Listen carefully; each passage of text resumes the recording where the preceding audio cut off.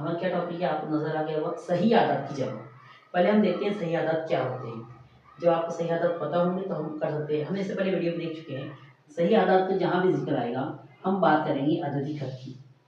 ये अददी खत क्या होता है ये हम जानते हैं।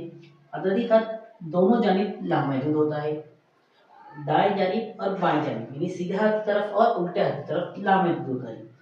दरमियान में होता है जीरो। इस जीरो से जो दाएं जानिब जाएंगे आदत यकसा फासले पर 1 2 3 4, जैसे हम 1 2 3 4 ये हम लिखते हैं। इसी तरीके से यकसा फासले पर बाएं जानिब अगर हम देखें 1 2 3 4, तो ये -1 -2 -3 और -4 होती है। ये हम जानते हैं ये चीज़ को। अब हमें क्या करना है, हमें सही आदात की जमा करनी है। अब सही आदात की घरों में किन किन का शुमार होता है, मुस्बत आदात, सिफर और मनफी आदात। इन तीनों से मिलकर बनने वाले आदात कहलाते हैं सही आदात।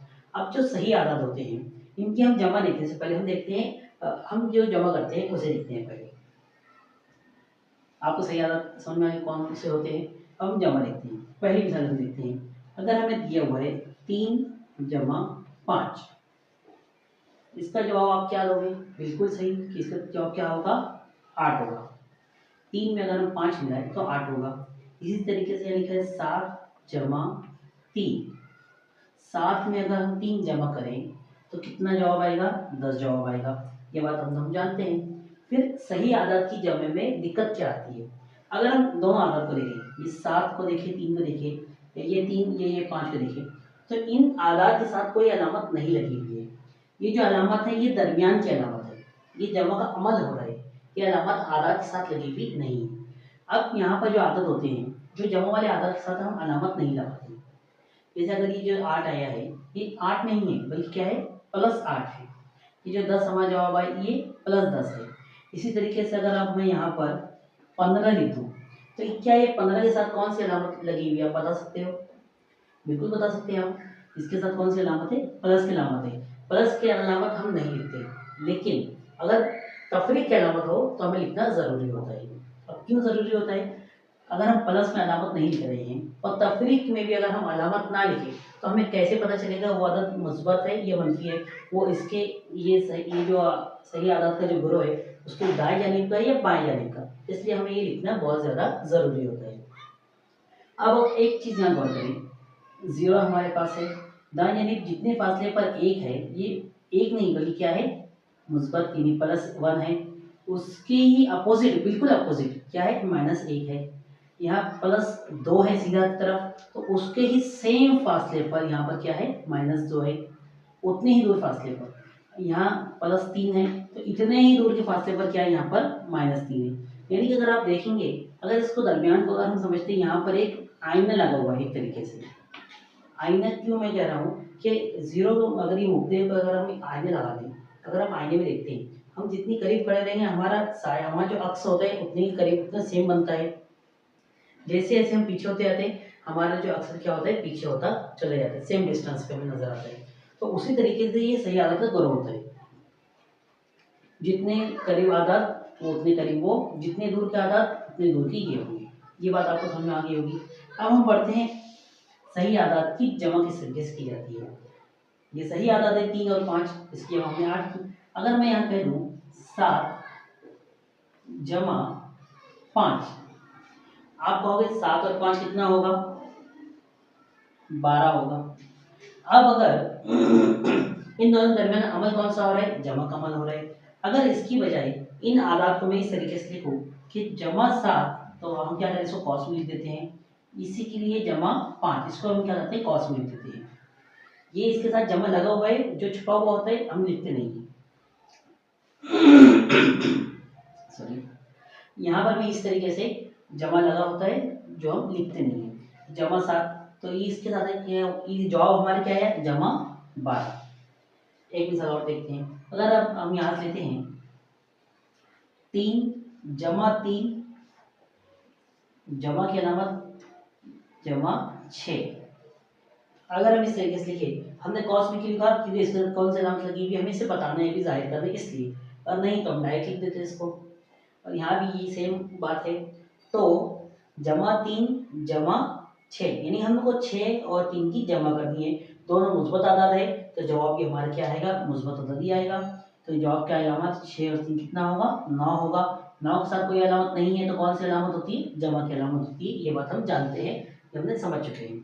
अब अगर इन्हीं आदाद की बजाय अगर हम नफी की आदाद की जमा करें, क्या कह रहा हूँ मैं कि हमें क्या करना है, जिस तरह हमने जमा के आदाद की जमा की, दो मिसालें देखी, नफी के आदाद की हमें दो मिसालें देखनी है। किस तरीके से, अगर यहाँ पर लिखा हुआ है -4, ये एक अदद है। अब ये अदद कहाँ है, आईने के मुखालिफ, ये 4 के बिल्कुल अपोजिट में है। और दूसरा अदद 2 के अपोजिट में अगर है -2, दूसरा अदद क्या है हमारे पास, नफी 2। ये दोनों को हमने कॉस में इसलिए लिख दिया ताकि हमें समझने में आसानी हो। ये अलामत इसके साथ लगी हुई है और ये अलामत इसके साथ लगी हुई है। अब इन दोनों आदाद की हमें क्या करनी है, जमा करनी है। यानी कि आपके पास -4 है और आपको -2 उसमें जमा करना है। तो पहले हम बगैर अलामत के इन आदत को देखेंगे। अगर ये अलामत नहीं होती तो आप जमा कैसे करते, आप कहते 4 और 6, 4 और 2 कितना होगा, 6 होगा, क्योंकि बीच में क्या अलामत है, जमा की अलामत है। दोनों दरमियान क्या अमल हो रहा है, जमा का अमल हो रहा है। तो इसी तरीके से हम क्या करेंगे, बगैर अलामत के दोनों की पहले तो जमा कर देंगे। अब हम देखेंगे दोनों अदद की अलामत क्या है, नफी है, यानी कि ये इस जानिब की आदत है, तो हम इसके साथ क्या लगा देंगे, तफरीक लगा देंगे। ये होगी हमारे नफी वाले आदात की जमा। अमल जमा का ही हो रहा है, सिर्फ ये अलामत कौन सी है, तफरीक की है। एक मिसाल और देखते हैं, आपको समझ में भी आ जाएगा। अगर तफरीक 5 है, ये एक अदद है तफरीक 5, और दूसरा अदद हमारे पास है तफरीक 1 है, ये दूसरा अदद है।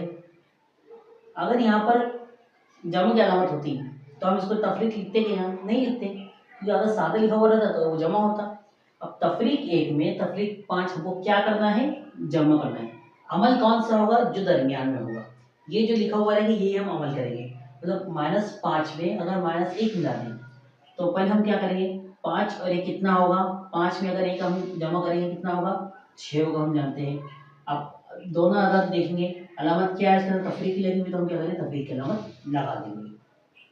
एक मिसाल और देखते हैं।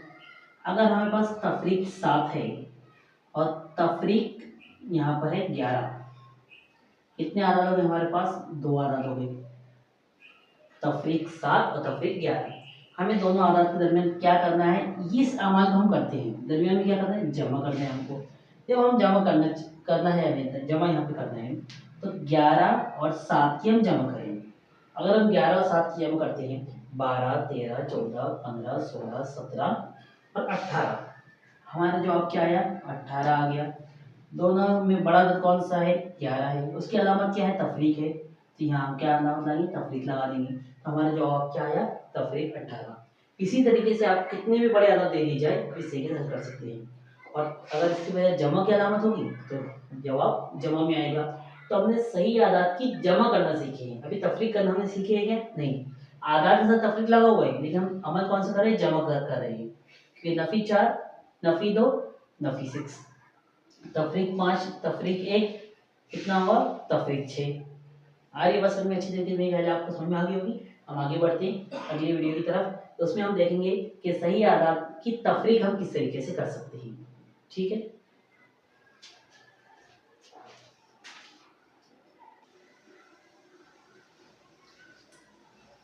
हेलो फ्रेंड्स, चलिए अब हम बढ़ते हैं आगे सही आदात की तफरीक की तरफ। अब सही आदात की तफरीक में बहुत सारा कन्फ्यूजन होता है, वो कन्फ्यूजन अभी दूर हो जाएगा बिल्कुल आसानी से। तफरीक का जब भी हम इस्तेमाल करते हैं तो हम एक बात ध्यान रखेंगे कि जिस तरीके से कॉस दिया हुआ है, कॉस में समझो अगर यहाँ पर 3 एक अदद है। अब अदद के साथ कोई अलामत लगी हुई है क्या, नहीं है, नहीं लगी हुई है, हमें नज़र नहीं आ रही, लेकिन क्या है इसके साथ, जमा 3 है, ये हम जानते हैं आसानी से। और कॉस के बाहर अगर यहाँ पर हमने 2 लिख दिया तो 2 क्या करेगा, ज़र्ब करता है, ये हम इस पीछे वीडियो में देख चुके हैं। 2 अगर 3 से ज़र्ब करेगा तो 2 का पहाड़ा 3 तक पढ़ेंगे तो 2 6 2 3 कितना होगा, 6 होगा। इसके साथ कोई अलामत नहीं है तो अलामत कौन सी होगी, जमा की लगी हुई है, ये हम जानते हैं अच्छी तरीके से। अब अगर कॉस के बाहर अगर तफरीक की अलामत दी जाए, ये जो कॉस है ये हमारे कॉस के बाहर अगर यहाँ तफरीक की अलामत होगी, जमा की अलामत है तो कोई मसला नहीं है, लेकिन अगर तफरीक की अलामत दे दी जाए तो क्या होगा, अंदर की अलामतें तब्दील हो जाती है खुद ब खुद। किस तरीके से, अभी हम देखते हैं। जैसे अगर यहाँ पर एक मैं आपको 2-3 मिसाल से हम आसानी से इसको समझ सकते हैं। पहले हमारे पास है तफरीक 9, ये एक अदद है, ये कोई अलामत है क्या, नहीं, ये एक अदद है तफरीक 9। हमें क्या करना है, तफरीक 9 में से तफरीक 4 निकालना है। अब दरमियान कोई अलामत नहीं है, मतलब हमें अमल क्या करना है, अभी यहाँ बताया बढ़िए। तफरीक 4 एक अदद है, तफरीक 9 एक अदद है, इनके दरमियान हमें कौन सा अमल करना है, तफरीक का अमल करना है। ये दोनों आदत कौन से, सही आदत है। सही आदत क्या होती है, जिसमें मुस्बत, सिफर और तफरीक का शुमार हो। तो ये आदत इधर आ गई हमारे पास। अब इनकी तफरीक हम किस तरीके से करेंगे, सबसे पहले तफरीक 9 को हम जैसे कि वैसे ही लिख देंगे, हम इसमें कोई भी रद्द बदल नहीं करेंगे। और अभी हमने क्या देखा कि अगर बाहर तफरीक की अलामत है तो अंदर की अलामत क्या हो जाती है, तब्दील हो जाती है। अभी तफरीक 4 है तो ये क्या हो जाएगा, माइनस और माइनस क्या होगा, जमा हो जाएगा, जमा क्या होगा, 4 हो जाएगा।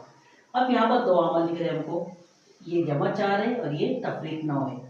अब प्लस और माइनस, जब भी आपको दो अमल दिख जाए, जहां पर भी दो अमल दिख जाए, एक जमा का और एक तफरीक का, जब दोनों अमल रहेंगे तो अमल हमेशा हम क्या करते हैं, तफरीक का करते हैं, चाहे प्लस माइनस हो या माइनस प्लस। तो नफी 4 और जमा 4 में से क्या होगा, 9 में से अगर 4 गया तो कितना बचेगा, 5 बचेगा हमारे पास। अब यहाँ पर अलामत कौन सी लगेगी, आपके ध्यान में आ रहा होगा, ठीक है, हमने तफरीक कर ली, दोनों में से एक भी अदद का अगर तफरीक लगा हुआ है तो हम तफरीक करेंगे, लेकिन अलामत कौन सी, अलामत हम वो लगाएंगे, हम देखेंगे दोनों में से बेगर अलामत के बड़ा अदद कौन सा है, तो आप कहोगे 4 छोटा है और 9 बड़ा है, बेगर अलामत के हमको देखना है। उसके बाद बड़ा अदद 9 है तो 9 के साथ कौन सी अलामत लगी हुई है, तफरीक की, तो हम इसके साथ क्या लगा देंगे, तफरीक की अलामत लगा देंगे। ये हमारा जवाब हो गया। दूसरा हम तफरीक का अमल देखते हैं। ये तस्वुर आपको 2 से 3 मतलब आप देखोगे तो आपको समझ में आ जाएगा। एक मिसाल और देखते हैं अभी हम। ये है तफरीक 4, एक अदद दिया हुआ है, और दूसरा अदद है तफरीक 9। आप कहोगे अलामत तो सेम ही है, लेकिन अब थोड़ा सा डिफरेंट हो जाएगा। क्या डिफरेंस होगा, अब देखते हैं हम। तफरीक 4 एक अदद है और दूसरा क्या है, तफरीक 4 है। दोनों के दरमियान अमल कौन सा हो रहा है, तफरीक का अमल हो रहा है। हमें क्या करना है, तफरीक करना है सही आदत की। अब किस तरीके से होगा ये, नफी 4 हमने इससे पहले जैसे लिखा था, आज भी हम उसको क्या करेंगे, वैसे लिख देंगे। ये माइनस बाहर है तो अंदर के अलावा क्या होगी, तब्दील होगी, तो ये नफी की वजह क्या हो जाएगा, जमा 9 हो जाएगा।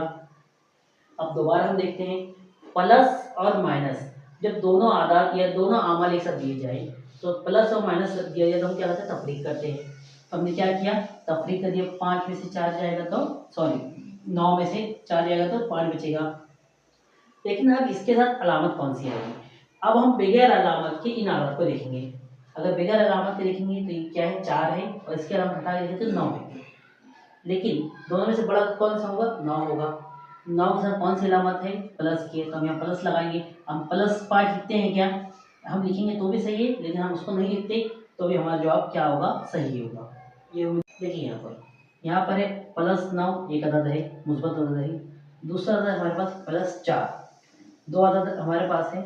इन दोनों दोनों मस्जिद आदत है, दोनों के दरमियान हमें अमल कौन सा करना है, तफरीक का करना है। अब हम क्या करेंगे, +9 को जैसे कि वैसे ही हम क्या करें, +9 लिख देंगे, क्योंकि जहाँ भी अलामत होती है उसके बाद वाले आदत के अलामत हम बदलते हैं, इसी तरतीब में हम करते हैं। अब क्या होगा, माइनस यहाँ पर है और यहाँ पर प्लस है, तो ये 4 की अलामत क्या होगी, बदल जाएगी, प्लस माइनस क्या होगा, माइनस क्या होगा, ये 4 हो जाएगा।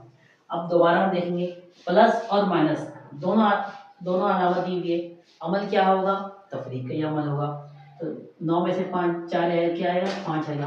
अब मुझे बताइए, हम इसके साथ कौन सी अलामत लगाएंगे, क्या तफरीक लगाएंगे या जमा लगाएंगे। आप दोबारा गौर करेंगे, हम क्या करेंगे, हम अलामत को हटा कर देखेंगे कौन सा अदद बड़ा है, 9 बड़ा है, 9 के साथ कौन सी अलामत है, जमा की, तो जवाब हमारा क्या आएगा, जमा 5। ये हमारा आंसर होगा। क्या आपको नजर आ रहा है। अब अगली मिसाल की तरफ हम जाते हैं। अगली मिसाल है हमारे पास +9 और -4। अगली मिसाल हमारे पास क्या है, +9 मतलब मुस्बत 9 एक अदद है, दूसरा अदद है नफी 4। ये हमारे पास आदत 2 दी गई है, इनके दरमियान हमें अमल कौन सा करना है, तफरीक का अमल करना है। कौन सा अमल करना है, तफरीक का अमल करना है। जब हम इनके दरमियान तफरीक का अमल करते हैं तो +9 जैसा है हम वैसे ही लिख देंगे, तफरीक के अलामत बाहर है तो अंदर की अलामत क्या होगी, चेंज होगी, तब्दील होगी। तो माइनस और प्लस कितना होगा, प्लस, प्लस क्या होगा, 4 होगा। अब आप यहाँ गौर करेंगे कि आप बोलेंगे नहीं प्लस प्लस तो माइनस होता है, नहीं, प्लस प्लस माइनस इस तरीके में नहीं होता। वो कब होता है, वो हम आगे वीडियो में देखेंगे। अब ये प्लस 9 है, मतलब ये सादा 9 लिखा हुआ है, 4 लिखा हुआ है, दोनों में कौन सी अलामत है, जमा किए, तो जाहिर सी बात हम क्या करेंगे, इसका जवाब क्या आएगा, 9 और 4 13 होगा। और अलामत कौन सी, दोनों में से बड़ा तो कौन सा, 9 है, 9 की अलामत क्या है, जमा, जवाब आएगा जमा 13। अगर आप तमाम आदात में देखें कि यहाँ पर एक प्लस एक माइनस, एक माइनस एक प्लस था तो तफरीक हुआ, एक माइनस एक प्लस था तो तफरीक हुआ, अलामत सिर्फ प्लस की है लेकिन तफरीक हुआ। फिर यहाँ पर एक नफी, एक प्लस एक मनफी हुआ, मतलब प्लस माइनस था तो भी तफरीक हुआ। यानी कि जहाँ पर दो अलामत रहेंगी तफरीक और जमा, तो अमल हमेशा तफरीक का ही होगा। और सिर्फ दोनों जब प्लस रहेगा तब हम क्या करते हैं, जमा करते हैं। तो ये हमारा वीडियो कंप्लीट हुआ है, उम्मीद है आपको पसंद आया होगा। अगर कोई कन्फ्यूजन है तो आप कमेंट करें, हम उसमें जो है आपका कन्फ्यूजन इंशाल्लाह दूर करने की कोशिश करेंगे।